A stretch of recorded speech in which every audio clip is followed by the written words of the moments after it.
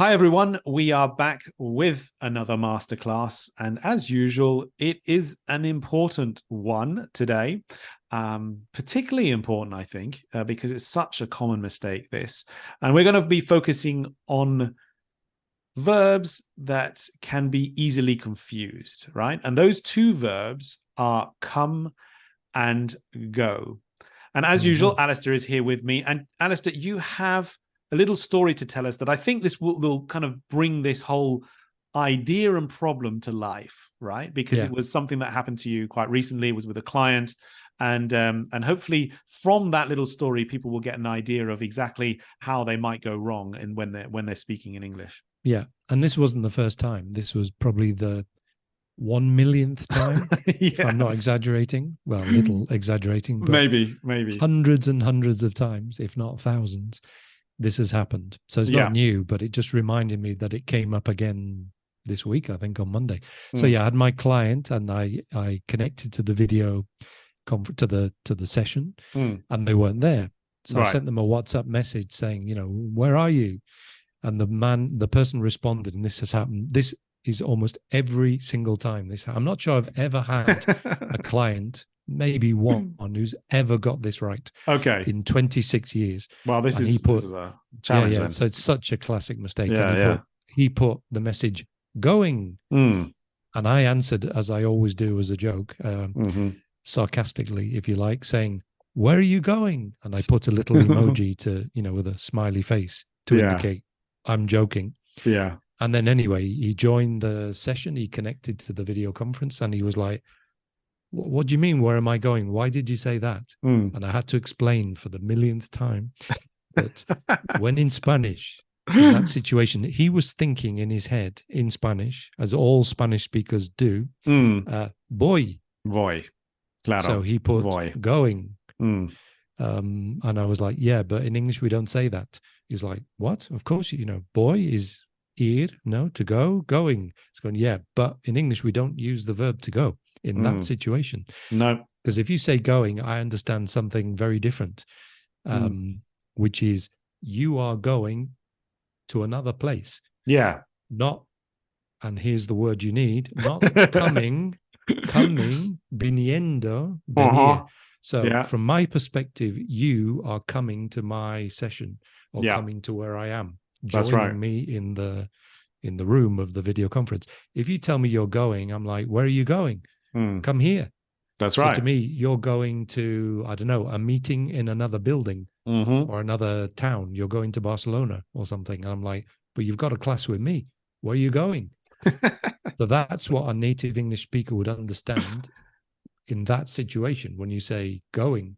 So going to us is you are leaving, going away. That's the point, isn't it? It's kind of going away. You're making the distance between bigger. Yeah. You're the distance. You're distancing yourself from me when you say that. Right? Exactly. So why are you doing that? You're supposed to be coming. So come is move from where you are towards me. Yeah. So coming closer. Acercándose, if you want to think of it that way. And when you say go, what I understand as an English native speaker is alejarse de mí. You are going further away from me, which doesn't make any sense in this conversation. Absolutely. Which is why I always put the joke, but where are you going? That's right. Vas, hombre, ven, come. You're going in the wrong direction. You're going in the wrong direction. You're leaving me. You're leaving me. Come here. Come here. Ven aquí. Come here. Yeah. And Spanish speakers often, even explaining it, they're like very confused by this. Like, what do you mean? Yes. But anyway, that is what you have to say in that situation is I'm coming. Should have been his message. I'm coming. Yeah. And do you kind of like, we were also thinking about how this could be potentially useful when you are traveling, right? We also have a small scenario that we're going to explain related to Paris and the fact that, when you're in Paris, it is actually very much related to location, isn't it? This, whether you use go or come, right? So it can change. And this story that you're going to tell us now about the movement from, let's say, from from Paris to maybe to Madrid, right? Yeah. Where you speak to somebody and then, so it will change depending on your location, doesn't it? It's all to do where you are relative to the person you're speaking to, I think. That's right. Yes. It's not even sometimes difficult. Sometimes we have to, because this the theory just comes of so, it. it comes so naturally to us as native speakers. We don't think, I'd never thought about this difference in my life until started teaching English and started noticing, why are people making this mistake? I don't understand. No, absolutely. Seems so obvious to me, but it isn't. So the scenario is, imagine you're on holiday in Paris with your wife, for example, and at the end of the holiday, last day, you've had a wonderful time in Paris, beautiful city, and you say to your wife, one day we must. Now, you could use the word return. If you use the word return, which means volver, no problem. Yeah. You don't, there's no problem with this.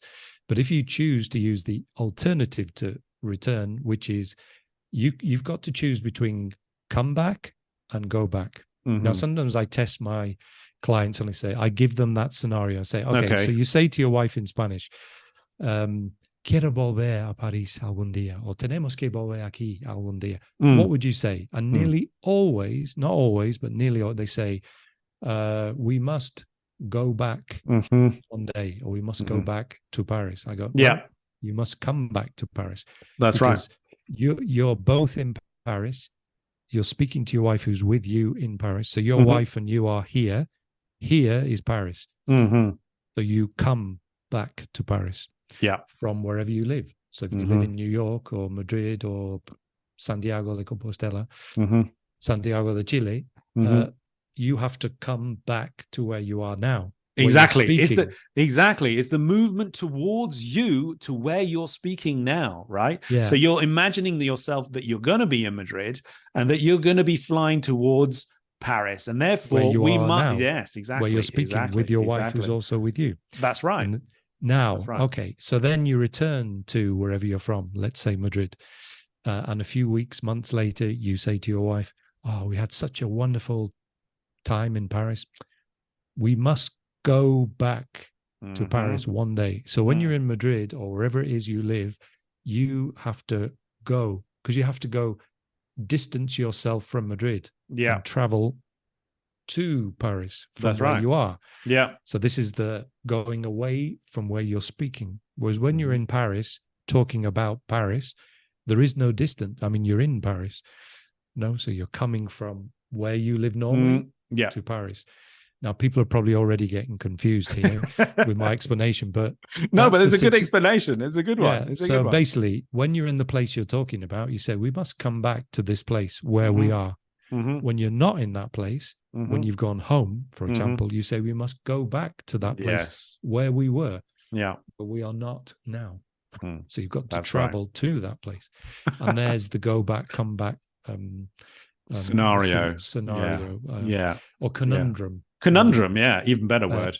Puzzle or problem. Yes. Yeah. So you got two things. This thing where someone says, "Hey, come on, we're late." Like with my wife, who's got brilliant English, and we speak in English at home. So C2 level, super advanced. But even she finds it difficult to do Spanish expression in English. Change the chip. That we don't say. Change her mindset. Change her mindset. So I'll say, "Anna, we're late. Come on." And she'll say, "I'm going," because she boy is what she's thinking. And I go, that's where right. are you going? And she's where like, are you going? Yeah, I know. Because she knows it's wrong. Absolutely. She knows she should say I'm coming, but it's so anti-natural to the Spanish speaker to say I'm coming. I'm coming. Yeah. Boy, I'm going. Yeah, boy. Yeah, boy. Yeah. So even she finds this difficult. So I imagine our members of the community of all different levels of English will find it also extremely challenging. Absolutely. It's very challenging, but it's very important to get that right, that you're going or coming. Yeah. Which one are you doing? Where are you going? That's right. And that's who right. are you speaking to? That's right. Also, yes, depending on their relative position as well. So, there are many things that you can think about. There are many factors that you can, but maybe just we could break it down to those two rules, that main rule, which really in terms of movement, right? So if you are moving towards that particular person, then you would say, I'm coming, because that's what that person should have said to you when you send them the WhatsApp message, right? I'm coming now, or if you are distancing you from that person, imagine that you were actually, I don't know, you're telling your wife, I don't know, I think I need to go and buy something in the shops. I'm going now. I'm going now, right? Because you're leaving your wife, going to Yeah. another place. Exactly. You're going to distance yourself from your wife. The So distance you're is going going to to get the shop. bigger. Yeah. Yeah. All right.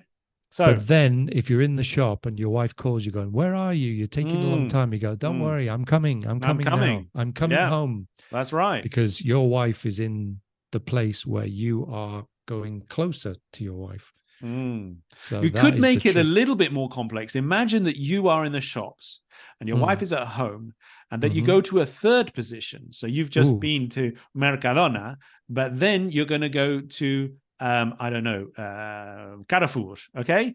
Now, if she asks you, oh, what are you doing? You would say then, if you were going to go to Carrefour, you would say going as well, because you're still not going back to her, right? So there's just to confuse. Yeah, you've got 3 points of reference. That's right. Your house where your wife is, the shop in Mercadona, ones for those who are not from Spain, famous supermarkets in Spain. Yeah. So Mercadona is one, Carrefour is another one. Yeah. So if she says, where are you? Say, I'm just finishing Mercadona. And why haven't you come home? Oh, now I'm going to Carrefour because there's something I can only buy in Carrefour. So you're still saying going then, exactly. Because you're not coming home. You're still going away from your wife, distancing yourself. That's right. So it's only at the point where you need to return home, volver a casa, where your wife is, who you're speaking to, and you say, okay, I finished in Carrefour. I'm coming home now. Yeah. Yeah.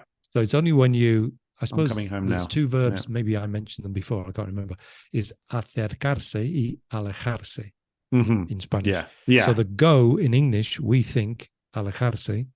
Yeah. So you're distancing, you're going further away from the person you're talking to. Yeah. And if you're acercándote, which means going closer to the person you're speaking to, you're coming. Yeah. This is maybe that helps to maybe get the idea fixed in your mind. Yeah, it's kind of a lot of geography, really. It's a geography and geographical GPS positions. Okay, it is confusing, but that's why we wanted to, it's a good one today. It's a good one. Masterclass. So the challenge. What is the challenge? This is kind of difficult to think of an anecdote or a story, right? But what people can do is actually think of a scenario. Okay, they can think of a scenario invent one. It doesn't have to be true. And you can say it can be often related to traveling, or maybe, where you're speaking with a friend or your wife or your children, whatever. And you just talk about one little sentence, create one little sentence, maybe where we have both situations, right? Or they can be two separate sentences where it's kind of you'll make it very like clear, the example you gave with the wife and the supermarket, and maybe a third person or position, just to make it even more difficult. Absolutely. So invent that scenario where you need to use those two expressions, go back and come back, and try to use them correctly. Now, obviously, you've got to describe, you've got to fix the scene, you've got to create the scenario to be able to, for us to understand it. That's right. That's right. Absolutely. And to get those right, it's so easy to get them wrong. Yeah, it is. It is. So that is the challenge. One thing I forgot, another way to remember it, or really the reason for the problem, in fact, that it took me years to realize this. After years of hearing this mistake again and again, I was like, oh, of course. Because in Spanish, you've got ir y irse. Yes. You've got two verbs. Well, it's the same verb, but you've got these two ways of using it. So when the Spanish speaker is what we would think of coming, they're thinking boy, which means ir a donde estás tú. Now in English, but in Spanish you have me voy. Now, this is the point. You've got to think that if you answer, when my client answered me saying going, what I understand as a native speaker is me voy. Yes. I don't understand boy. That's right. And in Spanish, when you say me voy is adios, me voy, te vas. Yes. That's what we understand by go. So as in English, we only have the verb go. That's right. So we need to distinguish or differentiate these two things. Yeah. So how do we do it? Well, go and come. Come. Yeah. So you could think that come is like ir in this Yeah. situation. Not always, but in this situations. And go is me voy. Yeah. And if you can think of that, then that I think also helps to. That also helps. Yeah, I like that. I like that a lot. It's really nice trick. It's a really nice trick. It was even, that little trick isn't even new for me. So you did a good thought process there. But as you say, it took you years to work that one out. It took me years to work this out, going, now I understand why there is this problem. Ir and irse, that's right. Because I'm thinking, why do they think that going is coming? Because to me, it's so obvious that you're coming, you're not going. You go, they're thinking boy, but they're not thinking me. Because at the end of the evening with Spanish friends in a bar, when they want to go home, they say, me voy. They go, ¿Te vas? ¿Ya te vas? Sí, me voy a mi casa. Adiós, buenas noches. So always, te vas is you're leaving your friends where they are to go away from them. And that's what we think of in English when you say, when my client said going, I'm like, ¿Para dónde vas? Where are you going? Porque te vas? No. Come here, that's right. Come to me. No? That's right. Anyway, this is a fundamental problem that people need to try to get correct, but it's not easy. No, Alistair, that was amazing. I really love that one. Thank you very much for your time.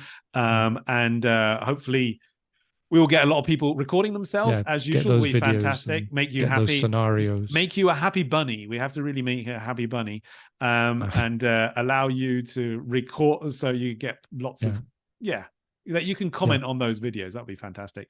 So I'm looking forward to that. Absolutely. And then, of course, we'll do it in the fluency sessions as well. So thank you very much. Thank you very much. And we'll speak soon. And we'll come back with another masterclass next week. Cheers. See you then. Bye-bye. Bye-bye.